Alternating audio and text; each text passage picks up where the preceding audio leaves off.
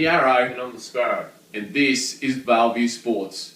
This week we're going to be chatting about the Australia versus India Test series, the first two tests. It's been a debacle, hasn't it? Well, it really has. It's terrible.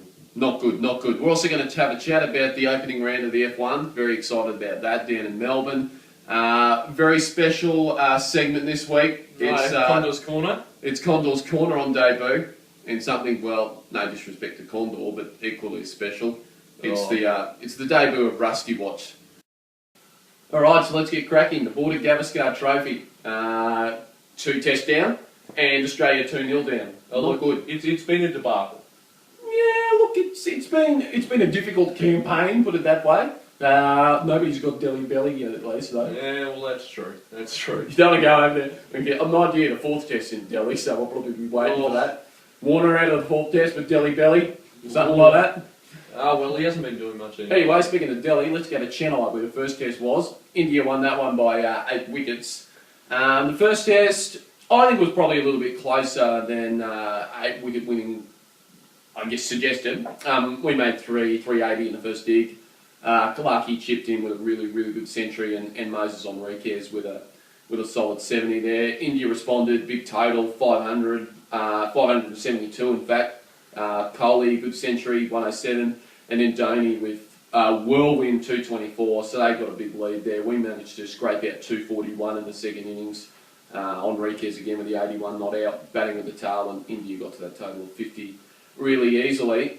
So I guess I think the thing that separated the teams in the first test was Dhoni's 224, wasn't it? Well, look, it easily was. I mean, a lot of people are saying it's to do with the wicket. But look, I think that's a load of crap. I mean, if India can make a turn and do what they want, they can bat well on it, they can bowl well on it. I think we have no excuses. Yeah, well, I mean, we had them at 4 for 131. That's when Dhoni came in. So arguably, we were definitely in front of that game. We're still with a lead of 250, and they've only got 6 wickets in hand. He basically came in and changed the game. Oh, like he made 224 in close to 2.5 sessions.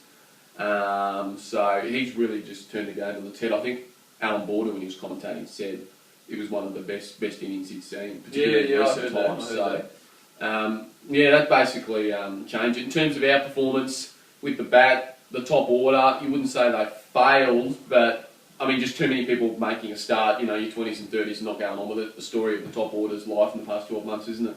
Oh, look, it really is. I think what it all comes down to is where would we be without Michael Clarke?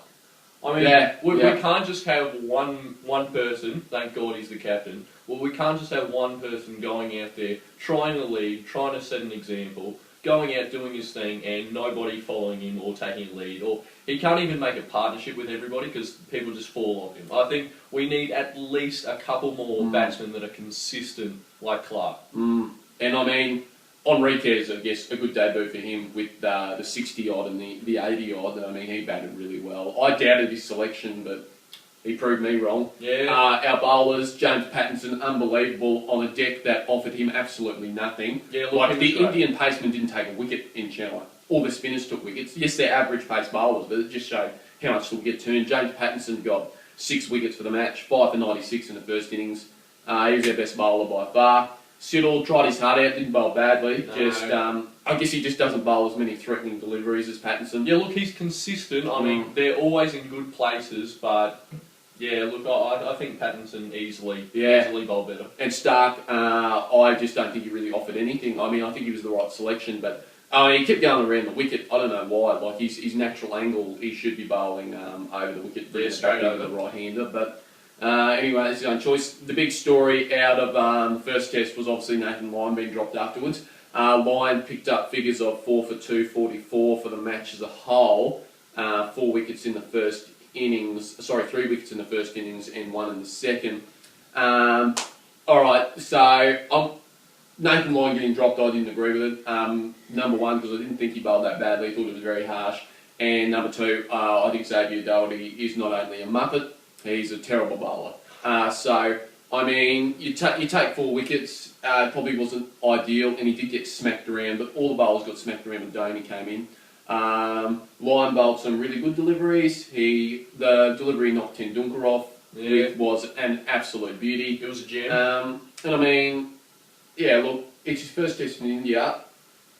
give him some time to learn, drop him up for the first test. Typical selection overreaction, the story of our selectors' lives. I'm that annoyed about this that I'm going to talk about this a little bit later in a separate video, but we'll talk about that at the end. We'll give you a link to that. All right, let's move on to the second test, which was in Hyderabad, and that was the first test. If it was close, if we're being nice, it was close. The second test was a complete domination. Oh, it's a whitewash. Again, we won the toss, and on a pitch that wasn't as unstable as Chennai, we needed to go out and make 350, 400. We responded with 237. And I mean, without Clark and Wade, who put on that partnership of about 150, 91 from Clark, 62 from Wade, we were up the creek. I remember we already were 237. That's just not good enough, is it? Yeah, no, it really isn't. I mean, Ashwin, Jadeja both ran through us, bowled pretty well, and young Kumar, the pace bowler, he took a few wickets. So, I mean, it's not like all our problems are against spin. I mean, India bowled well, but I mean, looking back on it now, I can think of Hughes, who played an ordinary shot. Warner and Cowan both got caught on the crease. Wade, even though he batted well, played a terrible shot. And Clark was forced to go for it with the tail and ended up getting out. So, and then India responded with, they made the pitch look like the absolute road it was. I don't think our bowlers again bowled that badly, but they're making 500. But like they just batted so much better than us. And again, it was two batsmen who did it for them. Vijay 167, Pujara 204. Pujara, a young guy, early Test career, but he looks quite something, doesn't he? No, yeah, he'll be a promising figure. Look, I just think with the bowling, Australia needs we need to get a pitch in Australia that can offer up some spin. That's both for the spin bowlers and for the batsmen. As you can see, a lot of our batsmen, when they try and handle spin, they really can't. I mean, it's pathetic. Hughes against spin, he's a joke. I don't think it's as simple as changing like our home test decks. You've got to keep them to what they are, especially Australian. But if they go away and get some like training pitches, develop them where the ball turns, that's the thing. at the We academy wouldn't change any of them. We just add. But we need to expose ourselves more to spin. Like we played 2 tour games, but is that enough? We need to be exposing ourselves earlier. Like India's a major series.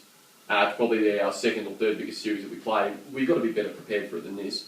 The Indians are classy bowlers. Ashwin's a very good bowler. Jadeja's quite a good bowler.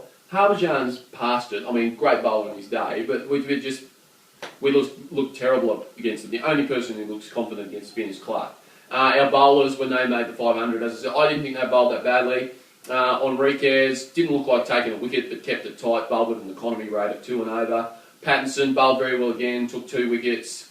Siddle bowled his heart out, took 1, deserved more. He bowled very well. Siddle got nicked through the slips a fair bit. And then, of course, Doherty, my friend who got picked, I thought he offered absolutely nothing. He bowled too full. He didn't turn the ball. He stuck to his one-day style of bowling, which might work in one days in terms of drying up an end, in terms of not conceding runs. But in Test matches, you need to take wickets. He did take 3 wickets, but he got all tail-enders out. And he just bowled too full, didn't offer any turn. And Glenn Maxwell, which was a weird selection. I think the balance of the side is wrong with 2 all-rounders in there. We've almost become too obsessed with the idea of an all-rounder. Maxwell bowled, he was more threatening than Doherty. He just got whacked away from all runs, but that's because he was bowling risky deliveries and it got people out. Well, that's what you got to do. Xavier, he just throws in darts. Exactly, because couldn't have said it better myself. Yeah, he throws in darts. He doesn't loft them up, which doesn't give them a chance to spin. I think if we had a bowler, I mean, he could either do it or we could get Lyon back in. Exactly. Lyon didn't need to be dropped. It's just as simple as that. He really should. And if they wanted to pick Maxwell, which is weird, I mean, him and Lyon would have worked better in tandem. I mean, they might have got smacked around a bit, but for God's sake, they already made 500. What else would have happened? They would have been a more threat to take a wicket than Doherty, please. And we followed that up with an abysmal 131. Like, yes, it was a tough pitch, the ball was turning, but we needed to guts it out more than that. Only 4 players made it out of double figures, and that's Cowan, Warner, Clark and Wade. Everybody else got out just to spin, and Kumar again took a no, he didn't take a wicket, sorry, Sharma took a wicket. But Ashwin just killed us. Again, it's just simply good bowling in patches, but just clueless against spin, particularly Warner and Hughes, who tried to sweep balls that were too straight and too short. Oh, well, as I said just before, Hughes Hughes really severely struggles with the spin. I don't think Warner's overly bad. He just gets excited because it's slow and because it's 2020 cricket. Well, that's where he began from. I just think that because he sees it slow, he just wants to. I don't think Warner's so much a bad player against spin. I just think it was a bad shot. It was irresponsible at the time. It was getting close to stumps, and he needed to tighten up rather than try and sweep balls that way. But again, there's a lot of pressure on them because of the first test. I mean, it was abysmal. It was poor effort, but it wasn't good enough. Yeah, it wasn't good enough. Yeah. All right. So Sparrow, what are your thoughts on the rest of the series? What's going to happen? Are we going to get a win in there somewhere? What's the final score going to be? Anything like that? Any thoughts? Look, I honestly, the way we're going, I can't see us winning. I can't see us winning a single one. I mean, all we've got is Clark at the moment. He's doing all the work. We can't have that. With 4 players dropped, that's ridiculous. We're not going to have a hope in the next one. Clark moving up in the batting order. Yeah. I think that's important. I do bat 4. Yeah, I do like that position. But look, it's not going to save us. No, I've got to agree. I thought our best chance of getting a win in the series would have been in the next test in Mohali. If you have an Indian venue that suits pace bowlers, it is Mohali. Yeah. But now we've only got 2 pacemen to pick from because Jackson Bird went home because he's injured. Johnson's been non-selected. Pattinson's been non-selected. So we've got Siddle and Stark left. 2 are good bowlers, but pace is the thing that was going to do the damage for us. I think the best we can hope for at this point is a loss in Mohali in the next test because we just got the balance of the side is going to be ridiculous. We're going to have like about 6 all-rounds playing if Steve Smith plays, which is not a good idea in the first place. But he's going to have to be forced to play because there's no bloody people left on the sideline. And I'll say the 4th test will be a draw because it's in Delhi, and the pitch in Delhi is an absolute road. So both teams, well, India will probably make 700, and hopefully we can squeak out about 400. I'm going to go. We'll lose 3-0. Yeah, I think that's fair. All right, I'd go the same. There you have it. Once the series is over in a couple of weeks, we'll review the series. Yeah.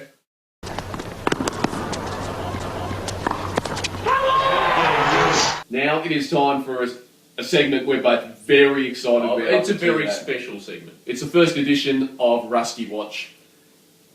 I can't put my, love and respect for Leighton Hewitt into words. Well, I mean, he's a true Australian hero. So basically, the idea of this segment is we're just going to watch Leighton throughout the year, see how he goes, mostly in tennis activities, but if he does some sort of cross-promotional work somewhere, we'll probably follow him doing that too. Yeah.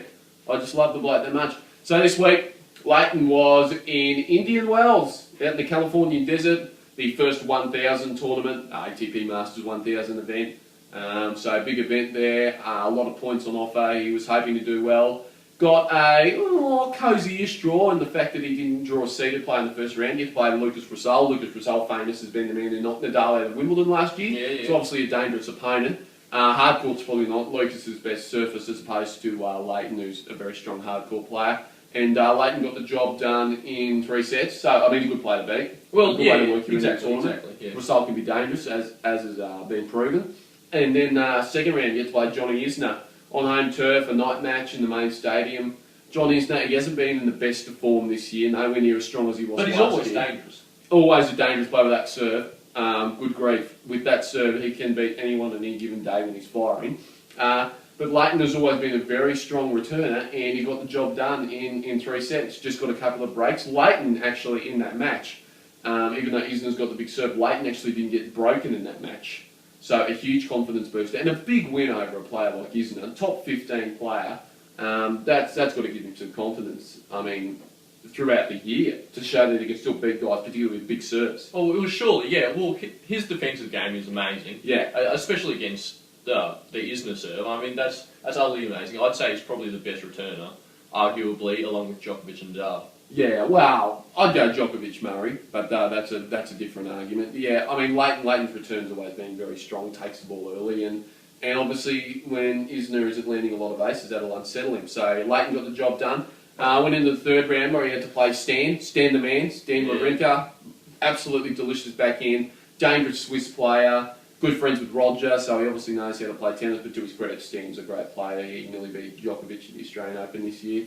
And unfortunately, in the third round there, Stan was too good for Leighton in straight sets, 6-4, 7-5. but not a bad man to lose to. Oh, definitely not a disgrace at all, especially because he pushed him in the second. Yeah, it was a close second set. Again, I think there was only a couple of breaks. I think Stan broke Leighton 3 times in the match. Leighton broke Stan back once. So, I mean, and Stan, with the way he played the Australian Open, looks like he's going to have a big year. So, Leighton, you know, I think he can say that he had a successful week in Indian Wells. He'll gain points because I don't think he even played there last year due to his massive injury crisis. So, that'll push him back up, probably, you would think, into the mid-70s, I'd say, with the rankings. Third round appearance will give him some points. So Leighton will probably move on, as far as I know, to the next 1000 tournament in Miami, which starts next week, the Sony Ericsson Open in Miami. Yep. And I guess fingers crossed that he gets a favourable draw there, that he doesn't draw a seed in the first round. And hopefully he can go on and, I mean, you know, he's not going to win one of these tournaments, as much as it hurts to say, but if he can keep getting results like that, third, fourth rounds in these tournaments... Oh, he'll keep moving up. He'll set himself to maybe even get seeded back in the Grand Slam. Yep. We can only hope. Welcome to week 1 of Condors Corner. Tonight we'll be covering the art of flight, a quick review of that snowboarding flick. Also be discussing the current state of BMX and is BMX dying. Also a quick preview of the first big event of the year, the Simple Session in Tallinn, Estonia. Righto. Kick off with The Art of Flight. The Art of Flight's been out for a couple of years now. It's a snowboarding documentary film, I guess you could call it, that stars Travis Rice and a few of his friends, colleagues, to call them what you want really. Basically they head out and take snowboarding to what they like to call the next limit, or the next level, over a few different countries, from Canada to the US, all the way down to Patagonia, which is right down the tip of South America, and document it quite well, using helicams and all sorts of wicked camera setups. Honestly, if you haven't seen it, you need to see it. Even if you're not into action sports, it really is top notch. The cinematography, the music, everything about it is just phenomenal. Hour and 20 or so it goes for, but you never let down. There's always something going. That'll keep you hooked, I guess. Highlights for me are definitely the back to home section when they head back to Jackson Hole, which is Travis Rice's neck of the woods, I guess. Also the Patagonia section, doing some snowboarding where it's never been done before, let alone, you know, not a lot of people have trekked on the terrain. That's pretty special. Gets pretty hairy at times as well, with a few heli freezes, or the blades of the helicopter freezing up, which gets pretty wild. The lowlights, I guess, probably the fact there isn't a sequel yet. I'm pretty bummed that they haven't done something else. Also, what was marketed as the art of flight of mountain biking, which was Where the Trail Ends, which came out a few months ago, wasn't as good. I mean, it's different. I mean, it's apples and oranges here because you've got mountain biking and snowboarding, but it just wasn't the same. I guess wasn't the same feel. So that'd be probably the only lowlights. But overall, absolutely fantastic. If you haven't seen it, I mean, it's been out for a little while. You can actually watch it on YouTube for about $3. If I get my act in together, I'll put a link here-ish. But yeah, you pay $3 and watch it I think you watched it a few times, and I'd highly recommend it because it really is fantastic. Alright, current state of BMX. BMX went through a big recession in the early 90s, which through rider-owned companies and brands it really pulled through. There's a lot of corporate, big companies dropped out because they thought the sport was just a fad. And it seems that a lot of people feel like it's getting to that stage now again. Most recently, with the departure of DC Shoes, they dropped their complete BMX program, as well as their surf and I can't think of the other one right now. Basically, they're into their main sports now, and wake. Sorry, they dropped wake. I mean, with them dropping out, it's got a lot of people talking, a lot of big names in the industry. Most notably, Adam22 from the Come Up. He wrote a big old article about it, which is very interesting. I might have put a link to that, talking about why BMX isn't dead and how this is just a minor speed bump really. Also, Steve Crandall from FBM Bikes did a big write-up about it.